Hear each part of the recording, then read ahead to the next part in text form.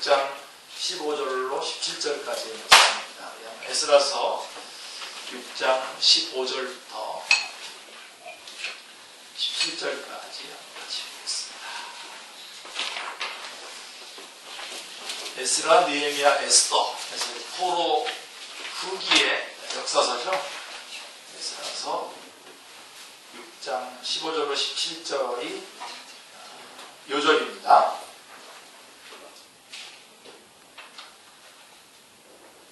에스라서 6장 15절로 17절 같이 읽겠습니다.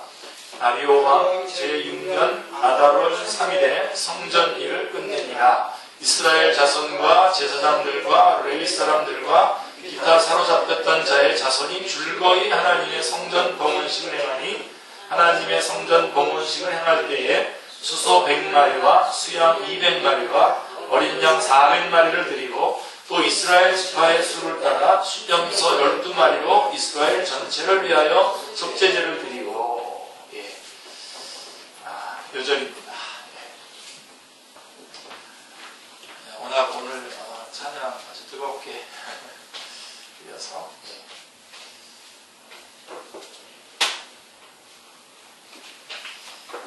자, 에스라서의 주제는 스룹바벨이 주도한 성전 건축과 그 다음에 에스라가 주도한 개혁운동이 에스라서의 주제입니다. 에스라서의 서두 에스라서 1장 1절로 3절 말씀은 역대기하의 끝부분, 역대기하 36장 22절 23절과 정확하게 일치하고 있습니다. 그래서 그것은 바사왕 고레스의 조서로 되어 있는데 1장 3절을 여러분 한번 보시겠습니다. 같이 보실까요? 시작. 이스라엘의 하나님은 참 신이시라. 너희 중에 그의 백성된 자는 다 유다 예루살렘으로 올라가서 이스라엘의 하나님 여호와의 성전을 건축하라. 그는 예루살렘에 계신 하나님이시라. 아멘. 여러분 프린트 참고하시면서 같이 보시면 좋겠습니다. 자, 고레스는 그가 태어나기 약 200년 전에 이사야 선지자로 하여금 통해서 그가 예루살렘 성전을 재건하는 일에 쓰임받을 것이라고 이름까지 예언된 200년 전에 벌써 고레스 이름까지 분명하게 지목하면서 예언된 흔치 않은 인물 중에 하나입니다. 그런데 이제 여러분 중요한 게 뭐냐면, 그렇다고 해도 성경은 고레스에게 초점을 맞추고 있지 않습니다. 그렇죠? 고레스에게 초점 맞추고 있지 않습니다. 에스라서 1장 1절을 보십시오. 같이 한번 읽을게요. 바사왕 고레스 원년에 여호와께서 에레미야의 입을 통하여 하신 말씀을 이루게 하시려고 바사왕 고레스의 마음을 감동시키시매 그가 온 나라에 공포도 하고 조소도 내려 이르되. 자, 뭐가 초점이 어디에 맞춰져 있죠? 여호와께서 에레미야의 입을 통해서 하신 말씀을 이루시려고 누굴 들어서 썼다고요? 고레스를 들어서 썼다는 것입니다. 그러니까 말씀을 이루게 하시는 여호와 하나님께 중심점이 있습니다. 그러니까 우리는 항상 그래야 됩니다. 이건 이 하나님께 그 중심을 맞추고 출발을 꼭 하셔야지. 대부분 우리는 인간을 중심으로 해서 초점을 맞춰서 출발을 하게 되면 대부분 어디에 빠지게 되냐면, 인간 그러면 뭐죠? 고통. 그러면 관건이 뭐로 바뀌냐면 이 고통을 해결해 주시는 분, 방법, 이게 이제 기독교의 관건이 되어버립니다. 근데 여러분 하나님을 중심으로 출발하게 되면 우리는 어디에 직면하게 되냐면 죄라고 하는 것에 직면하게 되고, 그래서 이 죄 문제를 해결하러 오신 예수 그리스도가 관건이 됩니다. 그러니까 이건 어마어마한 차이가 나는 겁니다. 그래서 지금도 고레스에다가 초점을 맞춰서 지금 그 에스라서를 설명할 수도 있겠지만, 그렇게 보고 나면 결국은 인간의 이야기로 끝이 맺겠죠. 그러나 오늘 이 에스라서 1장 1절 말씀도 분명히 바사왕 고레스 원년에 하나님께서, 여호와께서 에레미야에게 예언했던, 에레미야 입을 통해서 하신 말씀을 이루시려고 누굴 들었었냐면 바사왕 고레스의 마음을 감동시키시네. 누가요? 하나님께서. 그래서 그가 온 나라에 공포도 하고 조소도 내려 이르되. 뭘 이루려고요? 에레미야 입을 통해서 하신 말씀을 이루시려고요. 그래서 말씀을 이루게 하시는 여호와 하나님께 중심점이 있습니다. 자, 하나님께서는 에레미야 선지자를 통해서 약속하셨습니다. 에레미야 29장 10절에 보시면 이 말씀은 에레미야 25장 11절 12절에도 또 반복돼서 나오는데요. 그 전에 나오는데 29장 10절 말씀 같이 볼까요? 여호와께서 이와 같이 말씀하십니다. 바벨론에서 70년이 차면 내가 너희를 돌보고 나의 선한 말을 너희에게 성취하여 너희를 이곳으로 돌아오게 하리라. 이 예언의 말씀을 이루려고 고레스 왕을 들어서 그것을 벌써 200년 전에 이사야가 고레스의 이름까지 들춰내면서 예언을 했던 것입니다. 하나님께서는 그 약속의 말씀을 지키시기 위해서 고레스 바사왕 고레스의 마음을 감동시키셨습니다.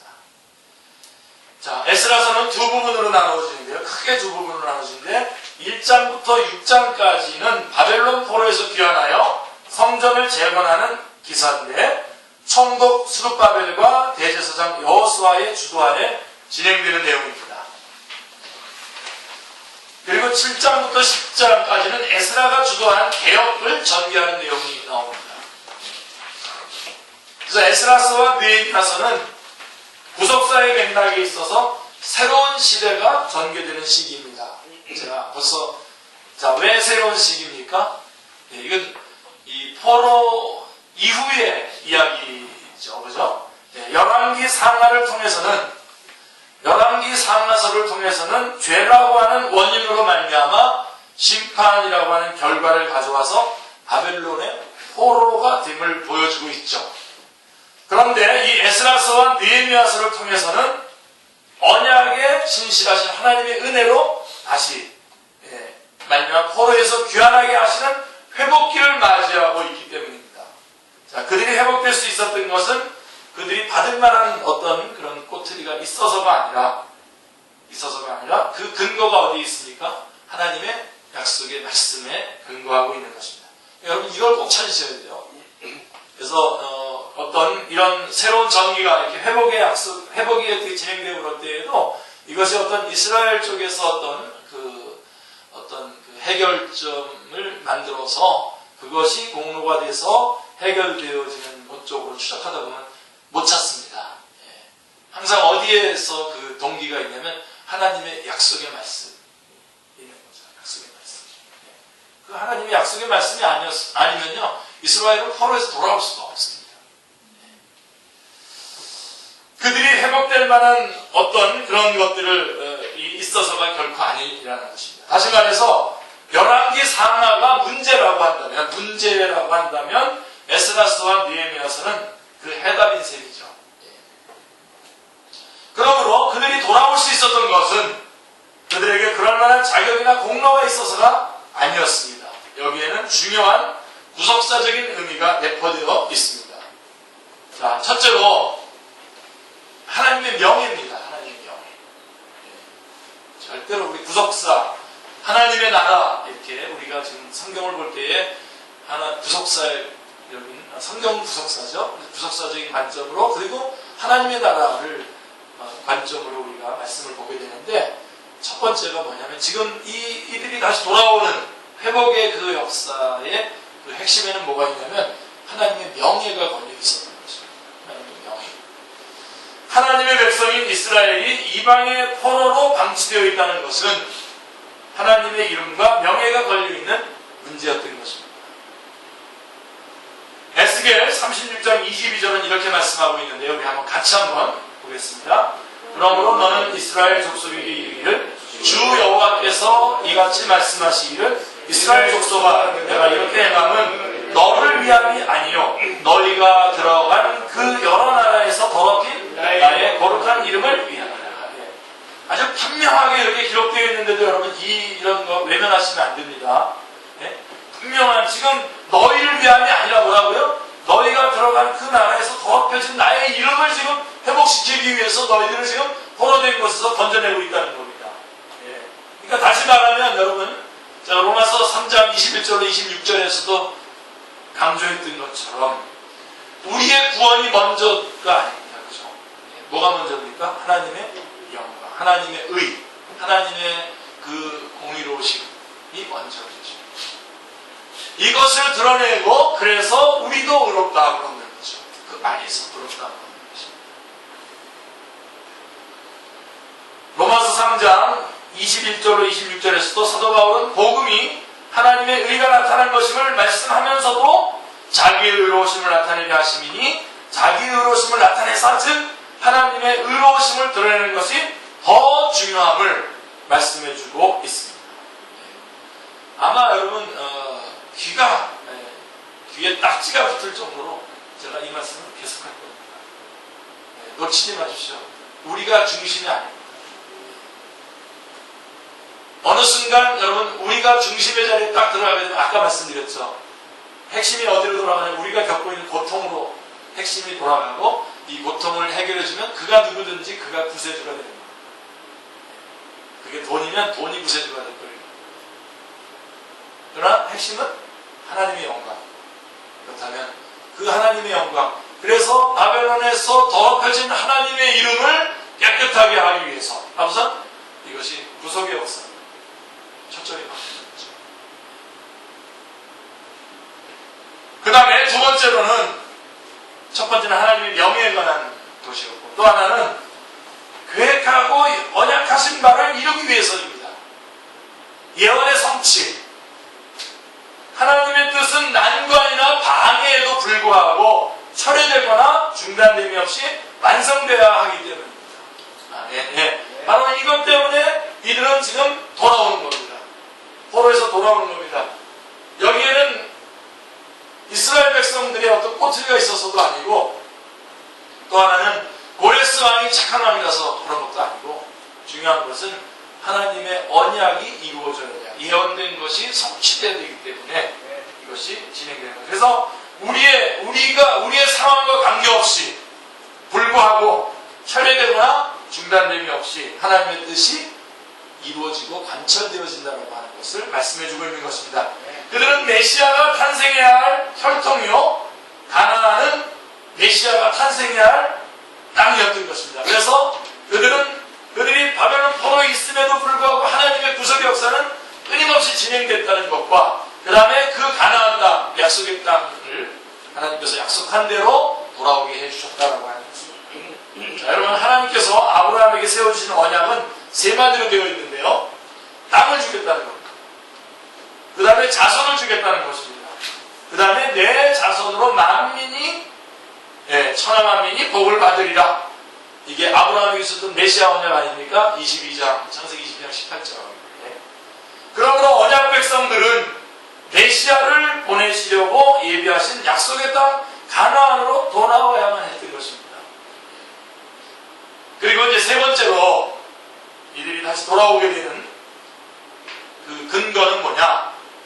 바벨론 포로에서의 이 귀환은 중요합니다. 바벨론 포로에서부터 돌아오는 이 귀환은 그리스도의 구속으로 말미암아 사탄의 포로에서 돌아오게 될 예표가 되기 때문에 바로 이렇게 포로에서 돌아오게 된 것입니다. 그 예표입니다. 그러므로 선지서는 바벨론 포로 귀환과 복음 시대를 복합적으로 예언하고 있는 것입니다. 자, 선지자의 시선이 머무는 지점들을 여러분들 잘 보셔야 돼요. 이거 놓치지 마셔야 됩니다. 자, 선지자들의 시선은 어디에 머무냐면 일단은 선지자의 삶의 자리, 선지자의 삶의 자리에서 일어나는 일들의 그 시선이 있는 것 사실입니다. 그리고 이 시선은 똑같이 어디에 적용이 되냐면 예수님의 초림에 예수님이 처음 오실 때와 맞춰져 있습니다. 그리고 또 어디에 맞춰져 있냐면 주님의 재림, 다시 오신 예수 그리스도에게 이 초점이 항상 맞춰져 있는 것을 보입니다. 이것을 항상 유념하십니다. 그래서 아주 짧게 그냥 여러분들이 그냥 선지자가 겪고 있었던 그 삶의 자리에서만 그 문제를 풀고 그냥 끝내버리면 안 됩니다. 거기에 더 넘어서서 오실 예수 그리스도, 예언된 대로 오실 예수 그리스도, 그 다음에 다시 오시겠다고 약속하신 그 약속의 그 부분에다가 초점을 같이 맞춰서 항상 이것을 볼 수 있어야 됩니다. 그러므로 핵심은 예루살렘의 멸망과 70년간의 포로 기간에도 불구하고 하나님 어떻게 하셨다고요? 하나님의 구원 계획은 폐하여지거나 중단됨이 없이 지속적으로 추진되어 나오고 있다는 점을 보여주는 데에 있는 것입니다. 이게 핵심입니다. 하나님은 이스라엘의 포로 기간 중에도 여전히 이 구속의 역사를 이루어오고 계셨다라고 하는 것입니다. 그래서 1장에 보시면 고레스의 마음을 감동시키신 하나님은 또한 포로된 자들의 마음을 감동시키셔서 빼앗겼던 기명들을 가지고 돌아오게 하십니다. 그게 1장의 내용이고요. 2장은 귀환한 자들의 명수를 기록하고 있는데 온 회중의 합계가 42,360명이요 남정과 여정이 7,337명이요 노래하는 남녀가 200명이요 라고 말씀하고 있습니다. 그 다음에 3장에 보면 돌아온 자들이 최우선적으로 한 일이 뭐냐? 2절 3절에 보면 하나님의 제단을 만들고 같이요. 하나님의 제단을 만들고 하나님의 사람 모세의 율법에 기록한 대로 번제를 그 위에 드리려 할세. 그 다음에 제단을 그 터에 세우고 그 위에서 아침 저녁으로 여호와께 번제를 드리며 라고 말씀하고 있습니다. 자, 중요한 요점은 번제단을 다른 터가 아닌 어디라고요? 그 터에 세웠다라고 하는 데 있는 것입니다. 여러분 이 그 터가 어디죠? 이번에 한번 종합해서 확실하게 잡아두시길 바랍니다. 그 터란 하나님께서 아브라함에게 내가 내게 일러준 산, 한 산 거기서 그를 번제로 드려라. 아들 이삭을 번제로 드리라고 했던 바로 거기입니다. 그 터. 그리고 다윗에게 이르기를 다윗은 올라가서 여부스 사람 오르날의 타작마당에서 여호와를 위하여 제단을 쌓으라 하신지라. 거기서 여호와를 위하여 제단을 쌓고 번제와 화목제를 드려라고 했던 바로 그 터인 것입니다. 오르날의 타작마당, 모리아산. 같은 얘기, 같은 곳을 말하는 겁니다. 또한 그 터는 솔로몬이 예루살렘 모리아산에 여호와의 전 건축하기를 시작하니 그것은 전에 여호와께서 그의 아버지 다윗에게 나타나신 것이요 여부스 사람 오르난의 타작마당에 다윗이 정한 곳이라 라고 한 바로 그 터인 것입니다. 놀랍죠? 우리 주님께서는요 메시아 예수 그리스도의 그 언약만 하신 것이 아니라 그 장소 예루살렘도 약속을 하셨습니다. 그 장소 이 점을 좀 더 추적을 한다면 모세가 죽기 전에 유언한 신명기 16장 5절 6절 같이요. 6월절 제사를 내 하나님 여호와께서 내게 주신 각 성에서 드리지 말고 오직 내 하나님 여호와께서 자기의 이름을 두시려고 택하신 곳에서 내가 애굽에서 나오던 시가 곧 초저녁 해질 때에 6월절 제물을 드리고 그렇게 말씀하셨던 바로 그 터. 아무 데서나 드리지 말고 택하신 곳에서 드려라고 했던 바로 그 터인 것입니다. 이 점을 시작 성경에서는 고린도전서 3장 11절 시작 이 닦아둔 것 외에 능히 다른 터를 닦아둘 자가 없으니 이 터는 곧 예수 그리스도라라고 말씀하고 있는 것입니다. 그 터는 어제나 오늘이나 영원토록 변함없는 유일한 터인데 바로 뭘 가리키는 겁니까? 누굴 가리키는 겁니까? 예수 그리스도를 가리키는 것입니다. 그래서 여러분 아무 데서나 막 드린 것이 아닙니다. 그리고 4장은 이 3장에서 그 터 위에 세우기로 시작된 성전 건축은 4장에서 방해에 부딪혀서 중단이 되게 됩니다. 그 원인은 아수르의 혼합 정책에 의해서 혼혈족이 된 사마리아인들이 우리도 너희와 함께 건축하게 하라. 우리도 너희같이 너희 하나님을 찾노라. 이렇게 제의해 온 것을 어떻게 했습니까? 거절했죠. 우리 하나님의 성전을 건축하는데 너희는 우리와 상관이 없다. 뭔가 단호한 것을 느낄 수 있지 않습니까? 그래서 하나님께서는 하나님의 사람을 통해서 하나님 영광 받으시구나. 아주 이 단호한 모습. 그래서 방해에 부딪혀서 중단이 되는 내용이 4장이고 5장에서는 다시 이제 선지자 학개와 스가랴의 격려에 힘입어서 하나님의 성전을 다시 건축하기 시작한다라고 5장 2절에 말씀하고 있습니다. 그래서 중단되었던 성전 건축을 다시 재개합니다. 그리고 6장으로 넘어가면, 자, 에스라, 아까 우리가 6장, 핵심장입니다. 에스라서의 핵심장이 6장입니다. 드디어 다리오 왕 제9년 아달월 3일에 성전 일을 끝냅니다. 라고 6장 15절에서 말씀하고 있는 것입니다. 그 다음에 16절에 뭐라고 되어 있냐면, 6장 10절에 이스라엘 자손과 제사장들과 레위 사람들과 기타 사로잡혔던 자의 자손이 줄거이 하나님의 성전 봉헌식을 행하는 것을 보게 됩니다. 줄거이. 그리고 주목할 말씀은 17절에 이스라엘 자손, 이스라엘 지파의 수를 따라, 자, 이거 굉장히 중요해요, 여러분. 이스라엘 지파의 수를 따라 수렴서 12마리로 이스라엘 전체를 위하여 속죄제를 드렸다는 말씀입니다. 자, 여러분, 남북은 분열이 돼가지고 어떻게 됐었습니까? 북쪽 이스라엘은 722년에 아스루에 의해서 멸망을 당했고, 남쪽 유다는 586년에 바벨론에 의해서 포로가 되면서 다 이스라엘이 다 갈라졌다고요. 터져버리고 이제 없어졌었는데, 자, 포로에서 귀환해서 돌아와가지고 성전을 다시 건축하면서, 여기 보면 이스라엘 지파의 수를 따라 수렴서 12마리로 각 지파를 대표하는 12마리로 이스라엘 전체를 위하여, 이 전체라는 말이에요. 놓치시면 안 됩니다.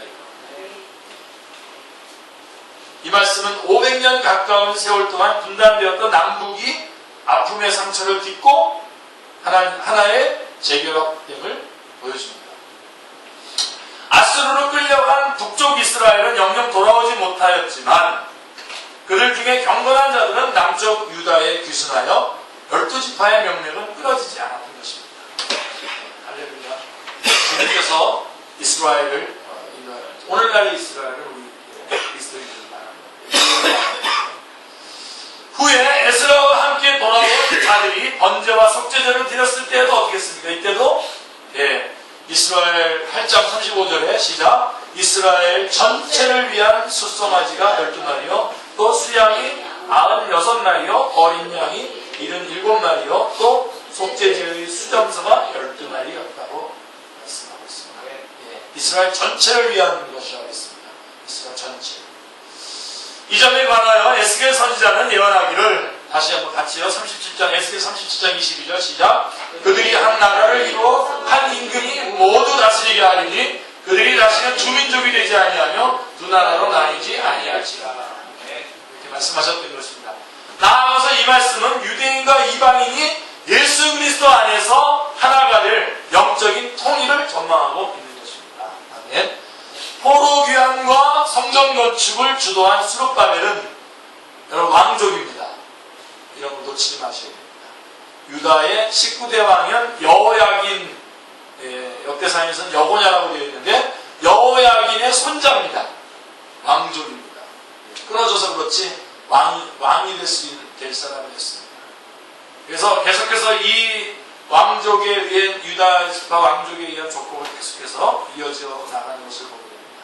그리고 이 스룹바벨의 이름은 그리스도의 족보에도 올라와 있습니다. 그죠? 마태복음 2장 12절에 보면 그 족보에 올라와 있고요. 유다 지파 다윗의 자손으로서 왕통을 이어받은 여자의 후손의 줄기.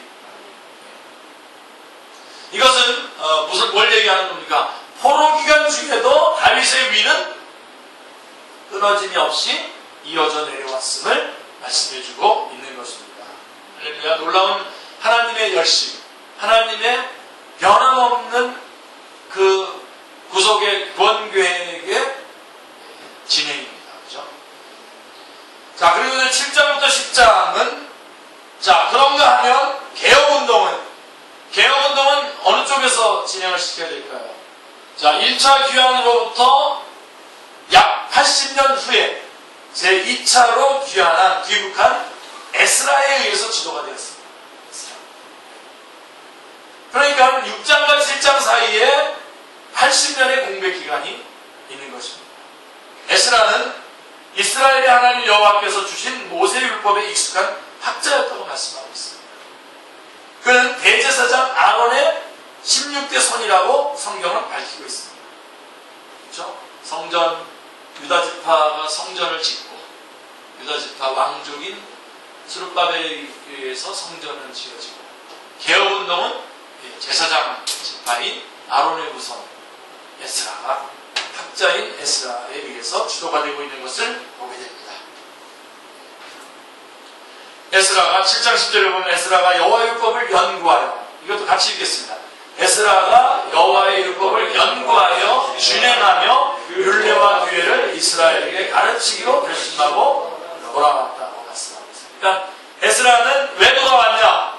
왜 포로에서 다시 돌아왔냐? 이것 때문에 온 겁니다. 어떻게 이 순서 놓치면 안 됩니다. 에스라가 여호와의 율법을 어떻게 맨 처음에 연구해야 돼요, 여러분. 성경 말씀은 어떻게 보면 다 연구할 때까지, 연구한 만큼, 풍족한 만큼, 일단은 연구가 여러분 선행이 돼야 됩니다. 최소한도 복음에 관한 부분들은 연구가 돼야 됩니다. 그래서 연구하여, 그 다음에 어떻게 되고 자기가 그 준행하며 그 율례와 규례를 그 말씀대로 준행했고, 그 다음에 또 어떻게 하려고 올라왔습니까? 이스라엘에게 가르치려고, 그 율례와 규례를 가르치려고 돌아온 겁니다. 그게 개혁이에요. 개혁이라는 게 뭐냐? 이 자기 하나님의 말씀을 연구하고 그 말씀을 사는 거예요. 그리고 그 말씀을 가르치는 거예요. 이게 제자 훈련입니다. 이게 제자가 되는 거죠. 그래서 여러분, 저는 여러분에게 돌직구로 물어보고 싶어요. 여러분, 하나님의 말씀 연구하지 않으면요, 여러분 그냥 가만히 계세요. 그러면 뭐 언제까지 기다려야 되냐? 여러분들이 익숙하게 안 만큼밖에는 여러분들이 그렇게 살아갈 수, 안 만큼만 살아가는 겁니다. 그리고 그렇게 살아간 만큼만 전할 수 있는 겁니다. 이거는 절대로 우리 하나님의 말씀과 이것은 절대로 이렇게 책상에 앉아가지고 연구된 것만 가지고서는 절대로 전달이 불가능해요. 사실은 어떤 때는요, 말씀이 안 깨달아질 때는요, 스펄전이 그랬다 그러지 않습니까? 말씀을 잘 모르겠다 보니까 가서 말씀을 그냥 살다가 와서 다시 보라. 굉장히 중요한 성경 해석의 원리입니다. 그래서 여러분들이 선교지에, 단기라도 선교지에 나가면 이 말씀이 확 들어오는 이유가 바로 그 말씀이 바로 선교지에서 쓰여진, 선교지의 그런 맥락에서 쓰여진 글들이기 때문에 말씀이 확 들어오는 거예요. 그래서 여러분들이 이렇게 단기 선교 갈 때는 될 수 있으면 사도행전 같은 것들을 이렇게 쭉쭉 같이 읽어나가면서 이렇게 하면 참 좋죠. 우리도 그렇게 했나 모르겠지, 파키스탄에. 그러니까 그런 것이, 왜 그러냐면 그것이 그 원리거든요. 그런 원리가 거기 그대로 묻어나가요. 그러니까 세 가지예요. 연구를 하시고, 그 다음에 그대로 사는 거예요. 그 말씀. 이 사는 싸움이 없이 절대로 못 가르치십니다. 그래서 삶이 있어요. 그래서 에스라는 바로 이것 때문에 돌아온 거예요.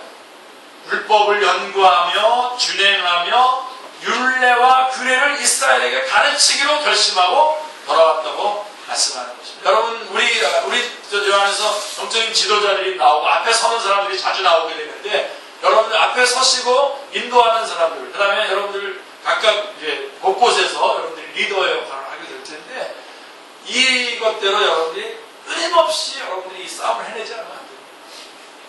저는 목사가 되고 싶었어요. 빨리 목사가 되고 싶었지만 사정상 저는 은행원이 먼저 될 수밖에 없었습니다. 그래서 은행원이 됐죠.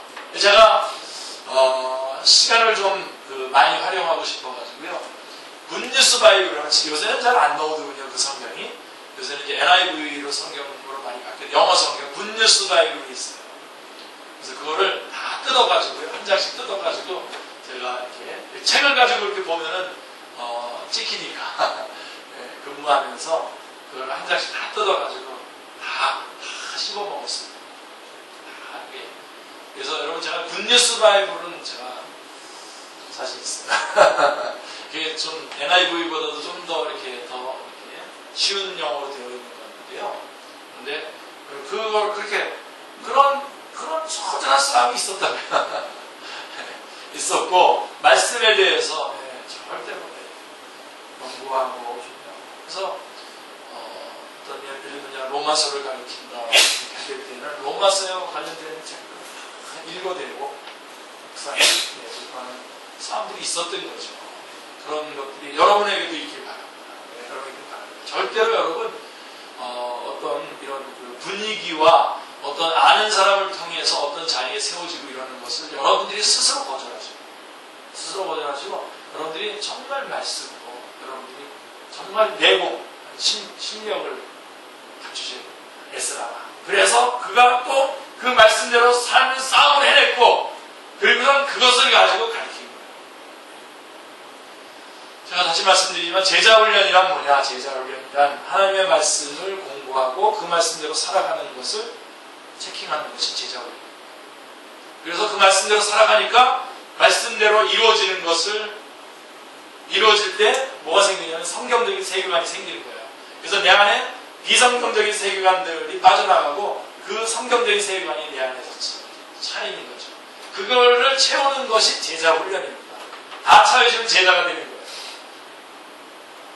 그러니까 말씀을 공부를 하지 않으면 어떻게 해서 그러니까 너희 먼저 그의 나라와 그의 의를 구하라 하는 이런 말씀이 있을 때 이 말씀을 내가 가서 사는 거예요. 그렇게 그 말씀대로. 그랬더니 정말 하나님께서 이 모든 것을 더해 주시고 하나님의 우선권을 가지고 하나님의 일을 할 때에 하나님께서 하시는구나 하는 것을 내가 체험할 때에 내 안에 비성경적인 세계관이 빠져나가고 그게 내 세계관이 되는 거예요. 그런 것으로 다 가득 채우는 것. 그것이 제자죠. 여러분 성경 공부 없이는 그 다음에 개혁 놀라운 역사 안 일어납니다. 한번 후닥거리 하는 것처럼 한번 훅 해서 막 사람들이 와 몰려와가지고 구름대와 같이 몰려올 수도 있죠. 그러나 그게 뭐예요? 그게 무슨 의미가 있습니까? 다 빠져나가는데. 그러나 말씀으로 다져진 사람들은 다 빠져나가지 않고 거기에서 그대로 남아서 주님의 그 맡겨진 사역을 유유히 도도히 감당해 나가는 거죠. 그걸 보고 싶습니다. 그래서 화려하게 여러분들 여기 이름날 혹시 자기 이름 나고 싶은 사람 있으면요 우리 교회에서 떠나셔서 큰 교회로 가시면 큰 교회로 가셔서 거기서 이름 내시는 게 좋습니다. 여기서 이름 안 납니다. 이름 날 일도 없고 안 납니다. 내가 꾸준히 묵묵히 어느 곳에서 한 곳 구석에서 감당해 나가는 거죠. 여러분 지금 선교 패턴도 많이 바뀌어가고 있습니다. 그래서 지금 여태까지 해왔던 패턴을 그대로 해서 그 패턴대로 이렇게 하려고 하면 하나님의 일이 어렵습니다. 그래서 제일 먼저 여러분 그러니까 남들이 뭐라 그럴 때까지 계속해서 여전히 공부하고 계시는 게 좋습니다. 남들이 막 너 왜 그래? 너 이제 사명 다 잃어버린 거야? 너 이제 놓친 거야? 하고서 계속해서 요구할 때까지 계속 말씀에 깊이 머무는 게 좋습니다. 그리고 어느 날 주님께서 명분 있게 우리 주님께서 분명히 명분 있게 하십니다. 우리 주님은 분명한 그 사인을 주시고 그거에 의해서 효율적으로 일할 수 있도록 촥 그 자리에 넣어서 어서 일으키십니다. 그러니까 중요한 게 뭐냐면 이겁니다. 일단은 말씀을 연구해요. 에스라는 포로 기간 동안에도 전이 말씀의 깊은 연구 가운데 있었고 그 말씀을 준행하려고 자기가 스스로 그 싸움을 했고 그 다음에 이 율례와 규례를 이스라엘에게 가르치기로 결심을 하고 돌아온 것입니다. 에스라가 주도한 개혁운동의 초점은 성별에 있었습니다. 성별. 왜냐하면 포로에서 귀환한 후에도 계속 혼합되고 있었거든요. 9장 2절 3절을 보십시오. 같이요. 그 지방 사람들과 서로 섞이게 하는데 방백들과 고관들이 다 죄에 더욱 으뜸이 되었다 하는지라 내가 이 일을 듣고 속옷과 겉옷을 찢고 머리털과 수염을 뜯으며 기가 막혀 앉으니 이렇게 포로가 돼서 이렇게 돌아왔음에도 불구하고 아직도 하나님을 모르고 혼합되어 있는 이 모습을 보면서 에스라는 이렇게 자복했어요. 9장 6절에 보면 시작. 말하기를 나의 하나님이여 내가 부끄럽고 낯이 뜨거워서 감히 나의 하나님을 향하여 얼굴을 들지 못하오니 이는 우리 죄악이 나나 정수리에 넘치고 우리 허물이 커서 하늘에 미치니 우리라고 말하지 않고 에스라는 자기까지 포함해서 함께 자복하고 있는 것을 보게 됩니다. 이 자백을 들은 우리의 마음이 어떠합니까? 우리는 어떠합니까? 우리는 너무나 하나님의 말씀대로 살아가지 않으면서도 너무나 쉽게 자복도 안 하는 것조차도 당연하게 생각합니다. 홍수심판을 10번, 100번 내려도, 불심판, 바벨론 포로를 10번, 100번을 내려도 인간의 자유라는 구원에 이룰 수 없다는 점을 철두철미 보여주고 있는 것이 에스라서의 모습이고요. 이것이 바로 역사서의 기록 목적입니다. 결국은 인간은 참 이거 어떻게 해야 돼요? 때리면 안 되고 어떻게 해야 돼요? 계속 지적하면 안 되고 어떻게 해야 돼요? 사랑으로 끌어안아요.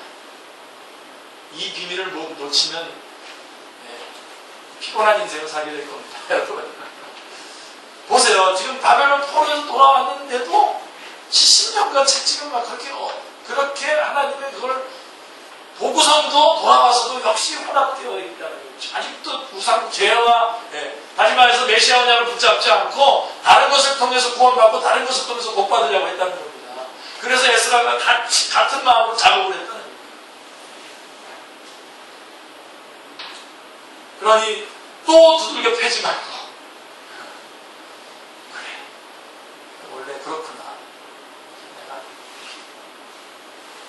내가 하나님께서 하시는 거 하나님에게 맡길 수밖에 없구나. 그래서 받아주셔야 돼요.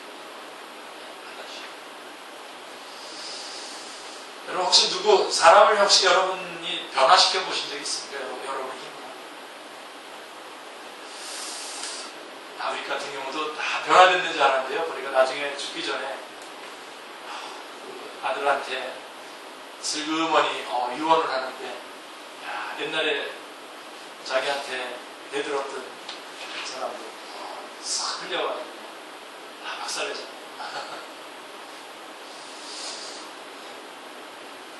안 바뀌어. 안 바뀌어. 여러분도 정말 주님의 은혜가 아니면 성령님의 역사가 아니면 바뀌지 않는다라고 인정을 하시고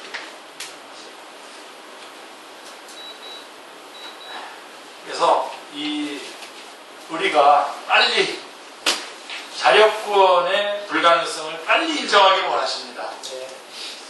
그래서 에스라는 이스라엘의 하나님 여호와여 주는 의로우시니 우리가 남아 피한 것이 오늘날과 같사오거늘 도리어 주께 범죄하였사오니 이런 말미암아 주 앞에 한 사람도 감히 서지 못하겠나이다. 정말 어떻게 할 수가 없습니다. 지금 도와주십시오. 불쌍히 여기십시오. 이렇게 가야 돼요. 자, 여기까지 간 사람이, 요즘에 제가 의도적으로 이거 계속 여러분에게 말하잖아요. 여기까지 간 사람이 다른 사람에 대해서 말가불가할 그런 여유가 있습니까? 없어요. 주님, 제가 저를 보니까 정말 면역병신이군요. 정말 네가 정말 나는 안 되는군요. 이렇게 주님 앞에 고백하고 주님의 국류를 구한 자가 너는 어쩌고 너는 어쩌고 그러면서 이게 나옵니까? 이 말이 안 나오죠. 나오면 이 자리에 안 간 거예요. 아직 하나님의 거룩하신 임재 앞에 아직 들어가지 않은 거예요. 들어가십시오. 들어가시고 하나님의 거룩하심 앞에 들어간다는 것은 뭘 얘기하는 거냐면 나의 죄를 자복한다는 겁니다. 내 죄의 그 끔찍함과 처절함, 그 다음에 그로 인한 그 절박함을 내가 다시 깨닫는 것. 그게 부흥입니다. 그게 회복입니다. 거기서 그것을 깨닫고 나오는 것. 깨닫고 주님을 의지하기로 결심. 가난한 마음이 되는 것. 그게 부흥입니다.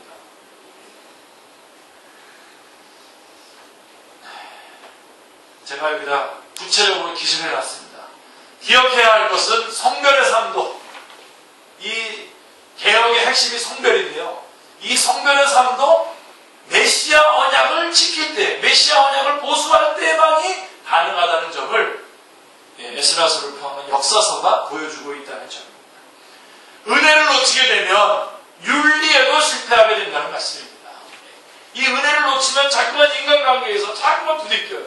자꾸만 문제가 일어나요. 이런 맥락에서 포로귀환, 즉 회복기의 역사에는 주목해야 할 점은 회복기의 역사에서 주목해야 할 점은 남은 자라고 하는 주제인 것입니다. 이 점을 이사야 선지자는 이스라엘이여 내 백성이 바다의 모래같이 같을지라도 남은 자만 돌아오리라. 예, 이사야서 10장 22절인데요. 이사야서의 중요한 메시지가 바로 남은 자, 레미넌트라고 남은 자. 이 이사야서, 이 예언서에서 이 남은 자의 이 메시지를 놓치게 되면 우리 구속의 맥을 놓치게 됩니다.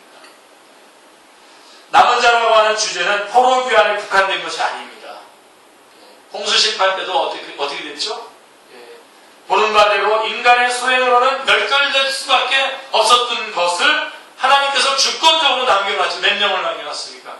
겨우 8명이라고 베드로서는 말씀하고 있지 않습니까? 남은 자를 있게 하신 것이 구속의 역사. 그러니까 홍수 심판의 그런 어떤 진노의 역사가 아니라 이것은 구원의 역사입니다. 구속. 그 구속의 역사는 이 기간 구속의 역사인 것을 말씀해주고 있는 것입니다.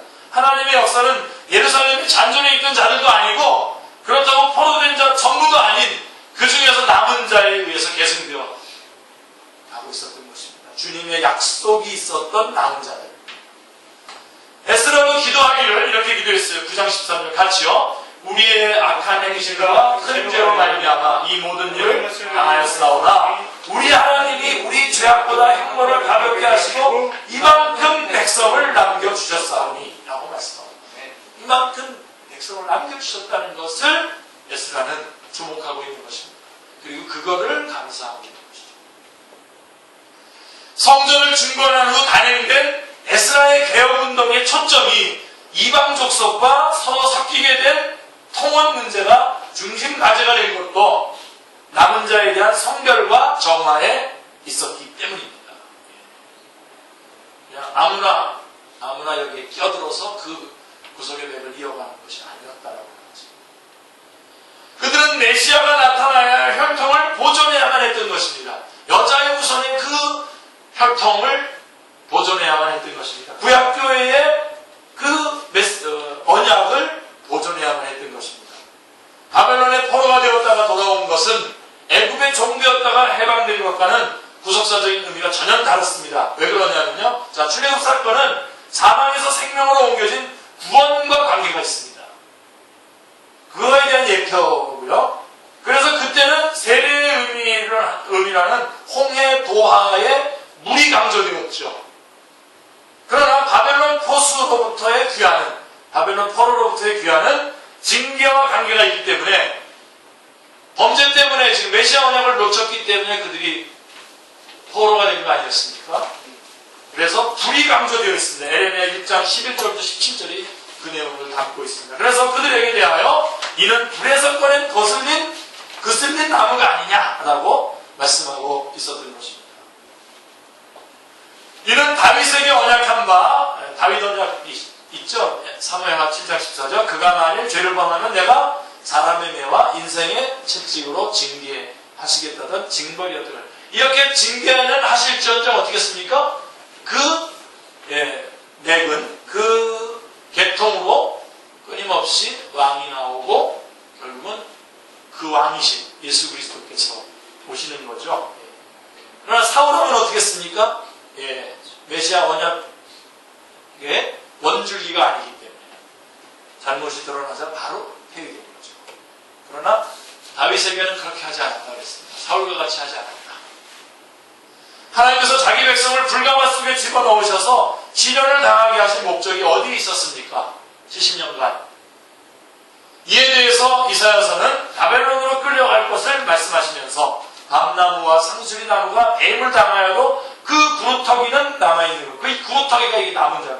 구루터기는 남아있는 것 같이 거룩한 씨가 이 땅에 구루터기니라 라고 거룩한 씨를 남겨두시기 위해서임을 말씀해 주고 있는 것입니다. 그래서 남겨두시고 그렇지 않았으면 아예 다 뱀의 우선 쪽으로 다 기울어 갔을 것이기 때문에 에스라서는 여호와의 손이라고 하는 말이 자주 등장합니다.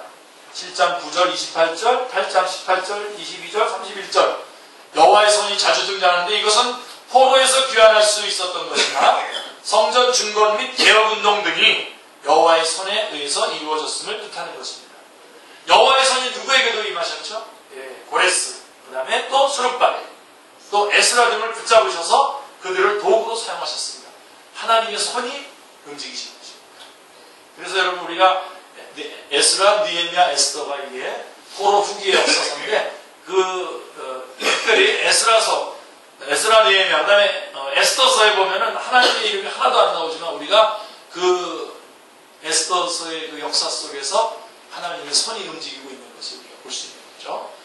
자, 이사야서 45장 1절에 여호와께서 그의 기름 부음을 받은 고레스에게 이같이 말씀하시되 내가 그의 오른손을 붙들고, 하나님께서 그 하나님의 그의 오른손을 붙들고 라고 하나님의 손이 그를 붙들고 역사를 일으키고 있는 것을 볼 수가 있는 것입니다. 여호와의 손이 고레스와 스룹바벨과 에스라 등을 붙잡으셔서 도구로 사용하셨다는 것입니다. 에스라서를 통해서 오늘날의 교회에 말씀하시려는 불변의 진리가 무엇입니까? 자, 에스라서의 두 축을 이루는 성전 재건과 백성을 거룩게 하는 개혁운동이 너희가 하나님의 성전인 것을 알지 못하느냐라고 하신 교회가 하나님의 성전이라고 하는 각성과 또 하나님의 성전을 거룩하니 너희도 그러하리라고 하신 성결의 삶으로 우리에게 적용되고 있음을 명심해야 됩니다. 에스라서는 우리에게 두 가지로 우리가 하나님의 성전인 것과 그 다음에 또 성전인 우리가 거룩해야 할 것을 우리에게 주시는 적용점으로 우리에게 주시는 메시지인 것입니다.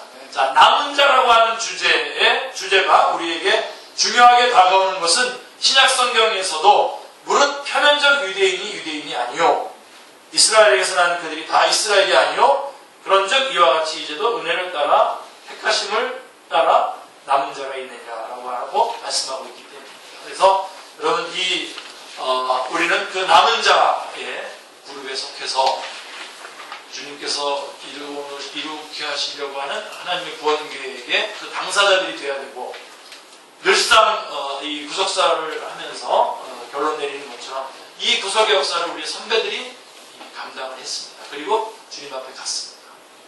그렇지만 그들 안에서 역사하셨던 성령님은 지금 오늘 우리들 안에 계십니다. 아멘.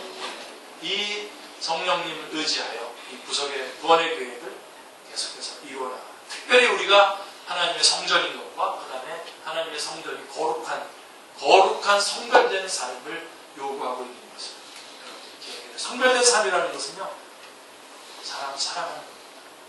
네, 하나님을 사랑하고 사랑하는.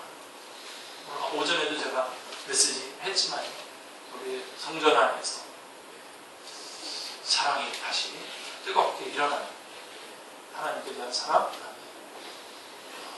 신앙의 동지들 안에서의 사랑이 다시 일어나는 성별된 삶이 여러분에게 주어집니다.